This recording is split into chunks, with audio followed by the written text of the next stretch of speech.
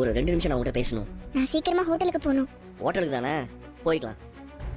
அதுக்கு முன்னாடி உங்ககிட்ட ஒரு முக்கியமான விஷயத்த பேசணும். என்ன விஷயம்? அன்னைக்கு நீ தைரியமா காட்டுக்குள்ள மருந்து எடுக்கிறேன்னு போனல்ல, பழைய விஷயத்தெல்லாம் இப்ப எதுக்கு பேசிக்கிட்டு?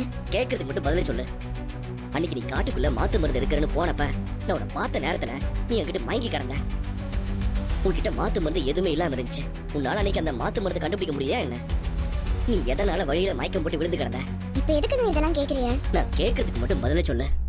அன்னைக்கு உண்மையா என்ன நடந்தது? நீ அந்த மாத்து மருந்தை எடுத்தியா இல்லையா? அன்னைக்கு நான் காட்டுக்குள்ள போனதுக்கு அப்புறம் என்னால மருந்து எடுக்க முடிஞ்சதுங்க. நான் மருந்தும் எடுத்தேன். மருந்து எடுத்தியா? உன்னால எப்படி எடுக்க முடிஞ்சது? ஏன் நான் அதை எடுத்திருப்பேங்கிறதுல உங்களுக்கு நம்பிக்கை இல்லையா? ஏய், நம்பிக்கை இல்லாம உன்கிட்ட இப்படி விஷயத்தை பத்தி பேசிட்டு இருக்கேன். நீ எப்படி எடுத்தோம் தானே கேக்குறேன். சொல்லு. அந்த கூட்டுக்குள்ள இருந்து எனக்கு கிடைச்ச மருந்தெல்லாம் நான் எடுத்துட்டே வந்தேன். எனக்கு முன்னாடியே நீ மருந்தை எடுத்திருந்தா அப்ப நீ தானே முன்னாடி கொண்டு வந்து கொடுத்துருக்கணும். அதுக்குள்ள போஸ் எப்படி மருந்து கொண்டு வந்து கொடுத்தான்? அவனுக்கு எப்படி இது கிடைச்சது? அது எனக்கு தெரியாதுங்க. ஏய், அப்படி காட்டுக்குள்ள மயக்கம் போட்டு விழுந்ததுக்கு காரணம்? அப்ப நான் நடந்து வரும்போது யாரோ பின்னாடில இருந்து என் தலையில அடிச்ச மாதிரி இருந்துச்சு. அப்புறம் அந்த இடத்துல நான் மயக்கம் போட்டு விழுந்துட்டேன். அதுக்கப்புறம் நீங்க தான் என்னை ஹாஸ்பிடல்ல கொண்டு போய் அட்மிட் பண்ணிருக்கீங்க. தலையில யாரும் அடிச்சாங்களா? யாரு? அப்ப போஸ் தான் இதை பண்ணானா?